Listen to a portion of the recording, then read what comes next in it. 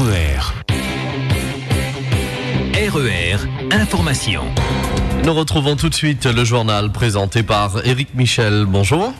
Bonjour à tous. Un couple de la plaine des Cafres en garde à vue depuis hier. Il est soupçonné de maltraitance sur 3 personnes qu'il séquestrait, dont la propre mère du mari. Et c'est cette dernière d'ailleurs qui a pu dénoncer les faits chez les gendarmes ce week-end. Et quand les forces de l'ordre sont intervenues, elles ont découvert 2 autres personnes visiblement séquestrées et maltraitées. L'une d'elles était si faible qu'elle a dû être hospitalisée. Selon les premières informations, le couple retenait ces personnes pour leur voler leur RSA. L'enquête se poursuit actuellement. Un autre couple du Tampon comparaissait devant le tribunal correctionnel de Saint-Pierre. Yanis et Monique étaient accusés d'avoir enlevé, enchaîné et torturé toute une nuit un de leurs amis qu'ils soupçonnaient de leur avoir volé de l'argent. Le tribunal s'est montré très sévère. 3 ans de prison ferme pour le mari, 15 mois de prison dont 3 mois ferme pour la femme. 2 maisons détruites par un incendie hier après-midi dans le Chaudron. Les flammes sont parties d'une maison abandonnée avant de se propager à une autre inoccupée. Personne ne se trouvait à l'intérieur des cases. Fort heureusement, un pompier a dû être hospitalisé, victime d'une légère intoxication par la fumée. Au Colorado, le feu dévore toujours la végétation. Il s'est déplacé sur la falaise de la montagne, inaccessible aux pompiers au sol.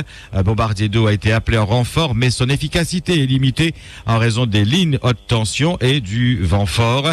L'enquête, elle, se poursuit pour retrouver le ou les pyromanes de cet incendie qui a débuté depuis dimanche après-midi. Feu de broussailles et de végétation aussi dans le sud, à Pierrefonds, le long de la route nationale, au tampon dans le secteur de Bras-de-Ponto, sur la route de la rivière Langevin à Saint-Joseph et dans le lit de la ravine des Cabris à Saint-Pierre. Au bout de plusieurs heures d'efforts, les pompiers se sont rendus maîtres de la situation en fin de journée. RER. Cette fois-ci, c'était la bonne. L'usine de Bois-Rouge a recommencé à broyer des cannes depuis hier soir. Un accord est en effet intervenu entre les planteurs et le CTICS qui prévoit la désignation d'un expert indépendant sous 7 jours pour examiner le fonctionnement de la sonde qui détermine la richesse de la canne. Cet expert devra quantifier les pertes éventuelles des planteurs et proposer des améliorations techniques. Après une semaine de blocage, le balai des cachalots et des tracteurs a repris. Les jeunes du Moufia ont obtenu satisfaction. Vendredi, ils avaient manifesté dans le calme devant la mairie annexe du quartier pour réclamer du travail. Reçu hier par le cabinet du maire, il leur a été proposé de monter un projet pour le développement et la promotion de leur quartier pour le 22 octobre.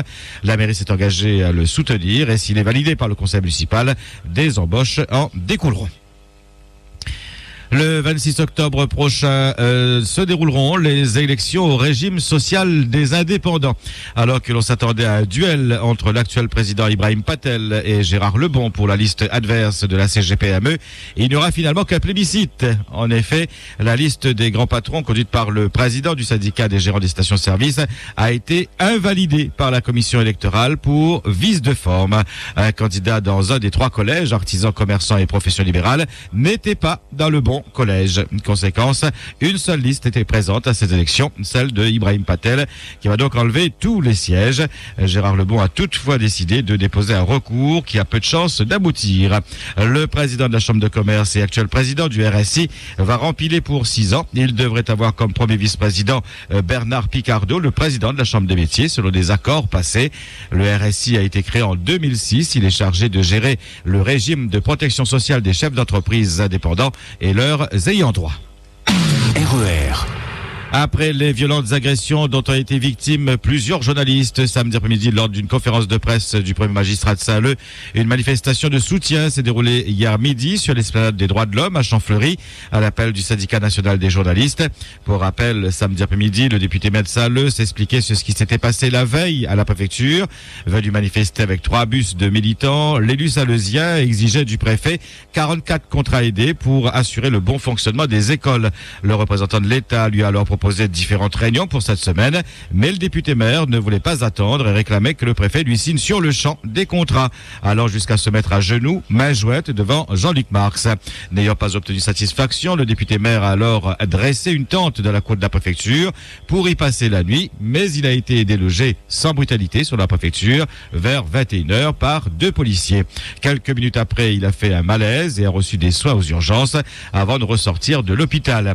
Une façon de faire critique critiqué par la presse écrite et des commentaires qui n'ont pas plu à Thierry Robert, qui par ses déclarations a enflammé les militants. Ces derniers ont alors arraché la caméra de la journaliste de Clic à nous. Des journalistes du Quotidien et de Réunion Première ont été frappés sans que le député maire n'intervienne. Le journaliste du Quotidien a eu le nez cassé et a été hospitalisé. Des violences unanimement condamnées. Le témoignage de Maïmouna Kamara, journaliste à Clic à nous. J'en ai encore les flashs, je revois encore les images.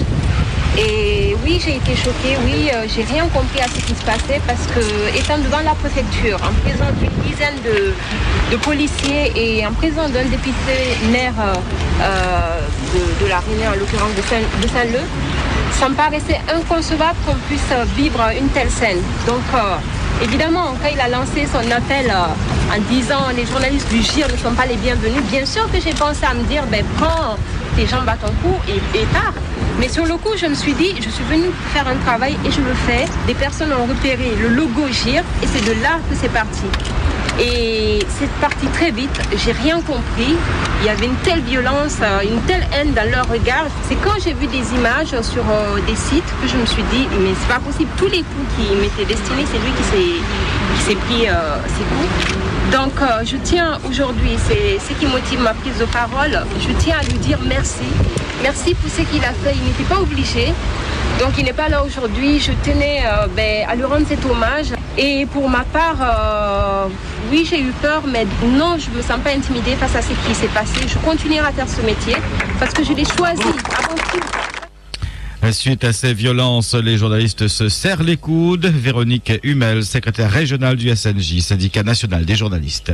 Le SNJ dénonce bien évidemment les violences faites à tous les journalistes menacés le matin, les journalistes molestés l'après-midi, frappés à coups de poing, coups de pied, ensuite un autre journaliste à qui on a cassé la caméra. Ça fait 4 journalistes agressés physiquement ou verbalement en une journée par la même équipe du même député maire. Bon, ça fait beaucoup et nous on proteste. Pour ceux qui sont d'accord avec nous de ne plus citer le nom de ce député maire, nous, les journalistes, nous continuerons à informer nos lecteurs sur ce qu'il fait ou ce qu'il ne fait pas, tout ce que son équipe fait ou ne fait pas, mais on ne citera plus son nom, parce que comme il a besoin de nous pour se faire sa pub, nous on ne marchera pas dans sa combine, on ne citera plus son nom. Ensuite, le SNJ rappelle que la loi prévoit que les conseils municipaux sont ouverts au public, donc il n'a pas le droit d'interdire à des journalistes, à qui il va interdire, il n'a pas le droit d'interdire à des journalistes d'assister aux conseils municipaux, c'est la loi. Et si jamais il refuse certains journalistes, parce qu'il ne veut pas voir les journalistes du GIR par exemple, eh bien le SNJ demande au préfet d'assurer la sécurité de tous les journalistes dans le cadre de leur travail. Pour autant donc, les journalistes continueront de faire leur travail et le député de Saint-Leu va devenir le député X. Dans l'ordre, vous allez entendre les réactions de Yves Montrouge, rédacteur en chef du GIR, suivi de Thierry Durigneux, rédacteur en chef du Quotidien. Ce n'est pas parce qu'on a un député maire qui tabasse des journalistes qu'on va priver une bonne partie de la population de Saint-Leu de l'information. Donc on continuera à faire notre travail sans la mairie. C'est tous les journalistes et toute la profession qui est concernée. J'ai dit qu'on ne se laissera pas intimider par des méthodes de voyous, d'accord, qu'on ne tolère pas, qu'on dénonce avec fermeté et on continuera à faire notre travail. On ne se laissera pas intimider par des méthodes de voyous, par des méthodes de bandits. Nous, Journal de Lille, on fera notre travail dans tous les domaines économiques, sociaux. On sera également, on véhiculera les messages tout en gardant quand même le droit de les interpréter aussi, de temps en temps, les messages des députés, des élus de la République, mais pas des idiots de la République. Nous sommes exactement sur la même ligne que celle qui vient d'être expliquée par Yves. On a acté le fait que le nom de la personne dont on parle depuis tout à l'heure ne serait plus cité, bien évidemment. Nous continuerons à faire de l'information sur Saint-Leu puisque nous le devons à nos lecteurs. Il se trouve que si au prochain conseil municipal l'équipe du journal de l'île de la Réunion est à nouveau éjectée, nous serons parfaitement solidaires une fois de plus et nous aurons les mots pour le dire le lendemain et le surlendemain et les jours suivants. Édouard Marchal, le journaliste du Quotidien, roué de coups, a porté plainte hier. Le Quotidien et le GIR en ont fait de même. Et comme il l'avait proposé au maire de Saint-Leu, le préfet a organisé hier une réunion à la sous-préfecture de Saint-Paul pour examiner les demandes et répondre aux besoins urgents. C'est ainsi que les représentants de l'État, de la commune, du Conseil général, du Pôle emploi et de la mission locale se sont retrouvés autour d'une table. À l'issue de la réunion, la commune de Saint-Leu a bénéficié de 30 CAE, contrats d'accompagnement dans l'emploi. Il reviendra à la mission locale de recruter les jeunes. Un contrôle sera fait dans les prochains mois pour voir comment ces contrats ont été utilisés. RER. L'homme qui avait menacé de laisser tomber son bébé de 15 mois du balcon de son appartement à Sainte-Clotilde dans la nuit de vendredi à samedi a été jugé hier, fortement alcoolisé au moment des faits. Le jeune homme avait déjà roué de coups son ancienne compagne, un voisin qui voulait aussi s'interposer avant d'attraper le nourrisson et de le suspendre dans le vide. Hier, il a été condamné à 18 mois de prison, dont 10 fermes, avec une obligation de soins et interdiction de se présenter au domicile de son ex-conjointe. Le scooteriste qui a ramassé un gendarme dimanche après-midi à Saint-Louis lors d'un contrôle routier a été remis en liberté hier. Le jeune homme de 19 ans avait refusé d'obtempérer et avait foncé sur le militaire qui l'a fait tomber. Placé en garde à vue, le scooteriste a été relâché hier et il sera jugé par le tribunal le 4 décembre prochain. Le gendarme blessé souffre d'une plaie ouverte à la jambe. Votre question d'actualité aujourd'hui, pouvez-vous encore assumer votre rôle de parent? Pouvez-vous éduquer vos enfants comme vous le souhaiteriez? Comment expliquez-vous tous ces faits divers qui impliquent des jeunes, parfois de très jeunes enfants? Quel genre de relation avez-vous avec vos enfants? Vos réponses sur le www.rer.re. Vos réactions et témoignages en direct à 9h, 11h et 17h. Hier à la question, approuvez-vous les actions de Thierry Robert? Unanimité des internautes pour dire non. RER. Sur la route, on vous appelle à la prudence si vous devez circuler sur la route de Belle-Pierre à Saint-Denis. Des éléments de grue vont être acheminés tout au long de la matinée sur un chantier par convoi exceptionnel. La circulation risque d'être perturbée. Merci à Didier Tracto. Et puis, 7, 14, 16, 17, 25 et numéro chance 7. Ces numéros font le bonheur d'un Réunionnais depuis hier soir qui a trouvé la combinaison du loto hier soir et il décroche ainsi 12 millions d'euros. RER. 8h13 sur RER, c'est le point final à ce 5-8. Merci de votre attention. Bonne journée malgré le mauvais temps sur une bonne partie nord et est de la Réunion. Soyez très prudents sur la route. RER, la radio qui vous transporte sur toute l'île.